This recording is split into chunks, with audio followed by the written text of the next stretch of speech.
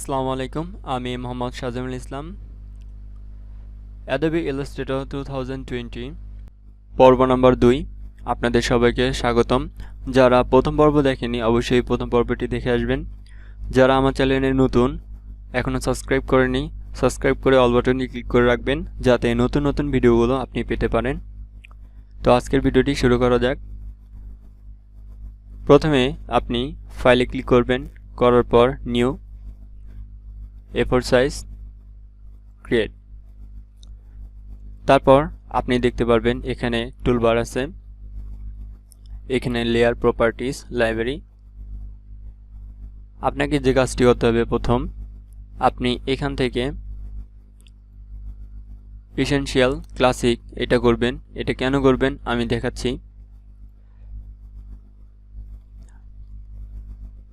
প্রথম selection tool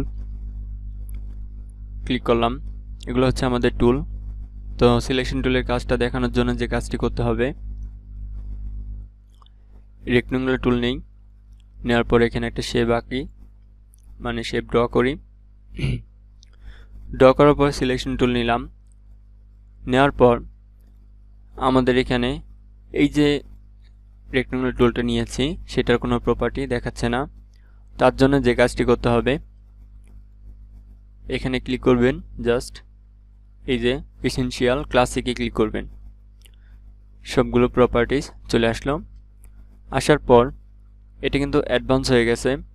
আপনি এখানে উইন্ডো ক্লিক করবেন, টুলবার, এটা বেসিক থাকে সবসময়, আপনি এটা অ্যাডভান্সে করে নেবেন, উইন্ডো টুলবার অ্যাডভান্স। ঠিক আছে, সিলেকশন টুল সিলেক্ট করার পর আমি এটা যে কোনো জায়গায় মুভ করতে পারছি, দেখতেই পাচ্ছেন।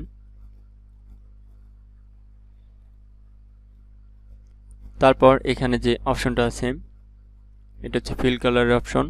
আপনি যদি এটা ক্লিক করেন তাহলে এটা নান হয়ে যাবে, যে কোনো কালার আপনি নিতে পারেন। এখান থেকে রেড কালার নিলাম। যদি আপনি চাচ্ছেন যে কোনো কালার রাখবেন না, জাস্ট এটাতে ক্লিক করবেন, তাহলে আপনার কালারটা থাকবে না, নান হয়ে যাবে। যদি চান কালার রাখবেন, রাখতে পারেন। এটা গেল প্রথমটার কাজ। দ্বিতীয়টার কাজ হচ্ছে, এটা হচ্ছে স্টক কালার। এটার নাম হচ্ছে ফিল কালার, এটা হচ্ছে স্টক কালার। স্টক কালার হচ্ছে এই যে সাইটের যে কালারটা থাকে এটাকে বলে স্টক কালার। তো এটা আমি একটু বড় করে দিই স্টকটা, তাহলে বুঝতে পারবেন। এই যে বড় হয়ে গেছে। সিলেক্ট করার পর জাস্ট এটা ক্লিক করলাম, পরে এখানে জাস্ট এটা ক্লিক করার পর এখানে যে এটা দেখতে পাচ্ছেন এটা ক্লিক করলে নান হয়ে যাবে, মানে স্টক কালারটা চলে যাবে। আপনি চাইলে যে কোনো কালার এখানে দিতে পারেন। এই কালারটা দিলাম, নীল কালার। স্টকটা বাড়িয়ে দেই, এটা হচ্ছে স্টক, বাড়ানো কমানো যায় এইভাবে। উপরটা চাপ দিলে বাড়বে, নিচেটা চাপ দিলে কমবে। আবার অথবা এখান থেকেও আপনি বড় ছোট করতে পারেন। তারপর আছে ইউনিফর্ম। ইউনিফর্মে ক্লিক করলেন, করার পর এখানে ক্লিক করেন, জাস্ট দেখেন এটা স্টকটা কিন্তু চেঞ্জ হয়ে গেছে। আপনি এখান থেকে এইভাবে স্টকটা চেঞ্জ করতে পারেন।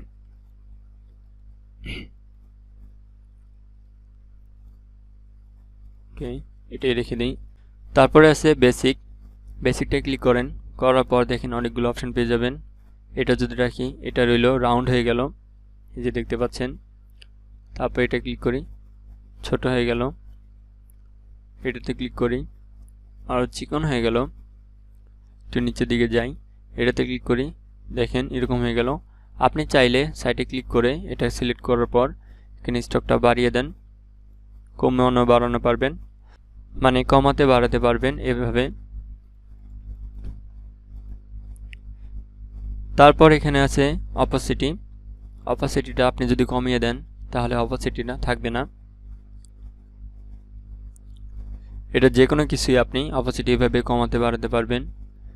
যখন আপনি 35 রাখবেন এটা 35% দেখাবে, 100% রাখলে সম্পূর্ণ দেখাবে। তারপরে আছে স্টাইল।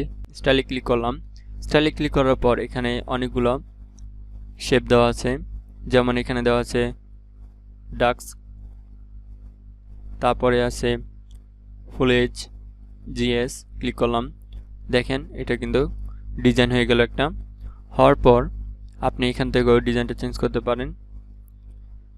তারপর আছে রিকালার আর্টওয়ার্ক, এটা ক্লিক করলাম।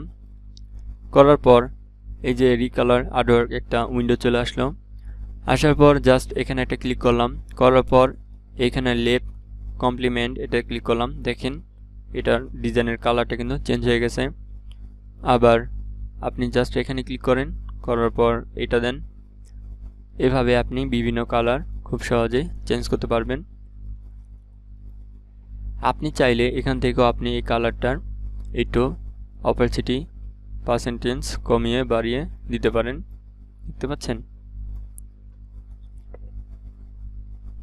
ওকে ক্লিক করলাম। একটু লক্ষ্য করে দেখেন এই যে চারপাশে একটা বিন্দুর মতো দেখতে পাচ্ছেন, এটা যদি আমি ধরে এভাবে টান দেই, দেখেন এটা কিন্তু রাউন্ড হয়ে যাচ্ছে। আবার যদি নেই, এটা কিন্তু স্কোয়ার মানে চারকোনা হয়ে যাচ্ছে। তাহলে আমরা সিলেকশন টুলের কাজটা দেখতে পারলাম। এবার আসি ডাইরেক্ট সিলেকশন টুল।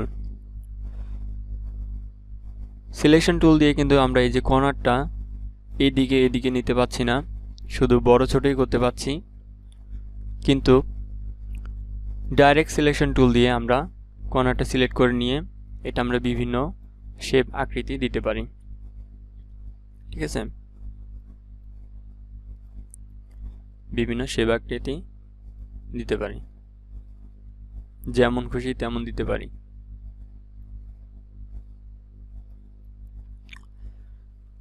এখানে যে পয়েন্টটা দেখতে পাচ্ছেন কনভার্ট সিলেক্ট, এটাতে ক্লিক করলে এই যে পয়েন্টগুলো এটা আমি দেখাচ্ছিলাম। তারপরে এখানে যে অ্যাঙ্কার পয়েন্টটা আছে, ধরেন আমি এটা সিলেক্ট করলাম। করার পর আমি যদি এখানে ক্লিক করি তাহলে এটা ডিলিট হয়ে যাবে, মানে এটা এই যে মাইনাসে ক্লিক করলেন ডিলিট হয়ে গেল। আবার এটা সিলেক্ট করলাম, করার পর এটা ক্লিক করলাম, ডিলিট হয়ে গেল। তারপরে আপনি এই যে কর্নারটা সিলেক্ট করলেন, করার পরে এই যে কর্নার এটা আপনি রাউন্ড করে দিতে পারবেন। দেখতে পাচ্ছেন উপরেটা চাপ দিলে রাউন্ড হবে, আবার নিচেটা চাপ দিলে চার কোণা মানে চৌখানো হয়ে যাবে। অ্যালাইনমেন্টের কাজটা দেখিয়ে দিচ্ছি।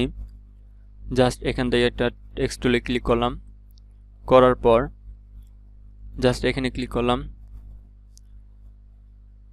লিখে সাজু ডিজাইনার 24 শিফট চেপে সিলেকশন টুল সিলেক্ট করে শিফট চেপে আমি এটা বড় করে নিলাম। কন্ট্রোল সি কপি, কন্ট্রোল ভিতে পেস্ট করে নিলাম। কপি করতে পারি, আবার অল্টার চেপে আমরা কপি করতে পারি। যখন আমরা অল্টার চেপে রাখবো, একটু দেখেন অল্টার চাপলাম, দেখেন আমার কার্সরটা কিন্তু চেঞ্জ হয়ে গেছে, ডাবল হয়ে গেছে, একটা সাদা একটা কালো। তারপর এটা আমি এইখানে রাখলাম, এটা এখানে রাখলাম, এটা এখানে। এখন এটা আমি সিলেক্ট করে নিলাম। সিলেক্ট করে নেওয়ার পর আমি চাচ্ছি এগুলো সব এক সিরিয়ালে থাকবে, বাম দিকে সব এই চারটা। তার জন্য যে কাজটি করতে হবে, এই যে এখানে দেখতে পাচ্ছেন লেফট অ্যালাইনমেন্ট, এটাতে ক্লিক করলাম, সবগুলো এক সিরিয়ালে হয়ে গেল। আমি চাচ্ছি যে এই যে এটার যে দূরত্বটা এটা জানি সমান থাকে। দেখেন বোঝাচ্ছি, মনে করেন এইটা এভাবে রইল, মাঝখানে গ্যাপ রইল। এটা আমি চাচ্ছি যে সবার গ্যাপটা সমান থাকবে।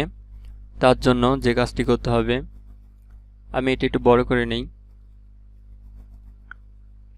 জাস্ট এখানে ক্লিক করলাম, করার পর এই যে এটা দেখতে পাচ্ছেন ভার্টিক্যাল ডিস্ট্রিবিউট টপ, এটা ক্লিক করলাম, সবগুলোর মাঝখানে সমান দূরত্ব হয়ে গেল।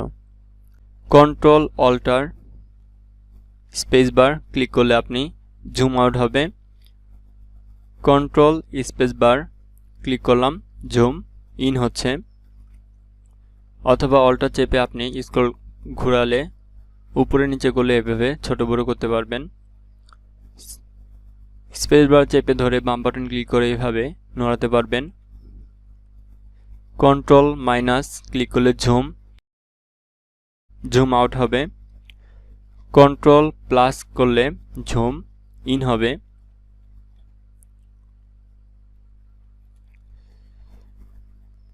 তো এটি ছোট করে নেই, এটা আমি এখানে রাখি, এটা এখানে রাখি।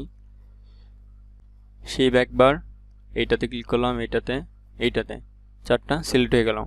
হওয়ার পর জাস্ট এখানে ক্লিক করি, করার পর এই যে দেখতে পাচ্ছেন ভার্টিক্যাল অ্যালাইন সেন্টার, জাস্ট এটাতে ক্লিক করলাম, সবগুলো সমান হয়ে গেল, মানে এক লাইনে হয়ে গেল। এখন আমি চাচ্ছি এইটার যে দূরত্ব আর এগুলো যে মাঝখানে যে গ্যাপটা আছে সেগুলো যেন সমান থাকে। তার জন্য জাস্ট এখানে ক্লিক করবেন, করার পর এখানে দেখতে পাচ্ছেন হরিজন্টাল ডিস্ট্রিবিউট লেফট, এটাতে ক্লিক করবেন, দেখেন সবগুলো সমান হয়ে গেছে। এখন আপনি চাচ্ছেন এই যে চারটা সবগুলো একটার মধ্যে থাকবে সবগুলো, তার জন্য কি করবেন, জাস্ট এইখানে এই যে হরিজন্টাল অ্যালাইন সেন্টার করে দিবেন, সব একটা হয়ে গেছে। ঠিক আছে, আমি কন্ট্রোল জেটে ব্যাগে আসি,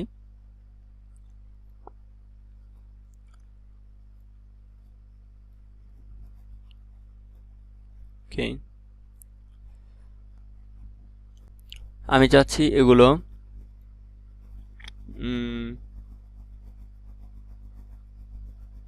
লেফটে রাখি, দূরত্বটা ঠিক রাখি, দেখছেন একদম ইজি। তারপরে আসি গ্রুপ সিলেকশন টুল, একটু লক্ষ্য করে দেখেন। সিলেকশন টুল দিয়ে আমি সবগুলো সিলেক্ট করে নিলাম, নেওয়ার পর রাইট ক্লিক করলাম, এখানে গ্রুপ করে দিলাম। এখন আমি একটা যদি সাইটে নেই, নিতে পারছি না, সবগুলো কিন্তু একসাথে নিতে পারছি। আমি এটা রাইট ক্লিক করে আনগ্রুপ করে দিলাম। দেখেন বিষয়টা, আমি কিন্তু একটা একটা করে বিভিন্ন জায়গায় মুভ করাতে পারছি, সবগুলো কিন্তু একবার হচ্ছে না। আর সবগুলো একবারে করার জন্য ডাইরেক্ট সবগুলো সিলেক্ট করে নেবেন, সিলেক্ট করে নেওয়ার পরে রাইট ক্লিক করবেন, করে গ্রুপ করে নেবেন। দেওয়ার পর এখন আপনি চাইলে সবগুলো একসাথে মুভ করতে পারেন। এখানে গ্রুপ সিলেকশন টুলটা হচ্ছে এই যে এতক্ষণ কিন্তু এটা দিয়ে আমরা নড়াতে পারছিলাম সবগুলো, আর গ্রুপ সিলেকশন টুল দিয়ে আমরা একটা একটা করে নড়াতে পারবো, মানে সবগুলো গ্রুপ আছে সেখান থেকে আমরা একটা একটা করে সরাতে পারবো।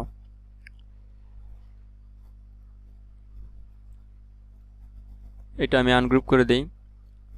আরেকটা জিনিস মনে রাখবেন যে অ্যাডোবি ফটোশপে ফন্ট কালার ব্যাকগ্রাউন্ড কালার হয়, কিন্তু অ্যাডোবি ইলাস্ট্রেটরে এটা হয় না। প্রথমটা হয় ফিল কালার, নিচেরটা হয় স্টক কালার। আমি সবগুলো সিলেক্ট করে কিবোর্ড এর ডিলিট প্রেস করে ডিলিট করে দিলাম। একটা রেকট্যাঙ্গেল টুল নেই, নেওয়ার পরে একটা ড্র করলাম। ড্র করার পর এখানে আমি জাস্ট এটা ক্লিক করলাম, করে এটার কালার রেড কালার করে দিলাম। তারপর সিলেকশন টুল সিলেক্ট করে এটা আমি যে কোনো জায়গায় তো নিতে পারছি। এই যে নিচে যে কালারটা দেখতে পাচ্ছেন স্টক কালার, এটা ডাবল ক্লিক করবেন, করার পর এখান থেকে আপনি চাইলে যে কোনো কালার দিয়ে দিতে পারেন। এটা হচ্ছে সাইটের স্টক কালার, এখান থেকে আপনি স্টক কালারটা বাড়িয়ে দিবেন। আজকের ভিডিওটা এই পর্যন্তই। ভিডিওটি সাথে থাকার জন্য আপনাদের সবাইকে ধন্যবাদ।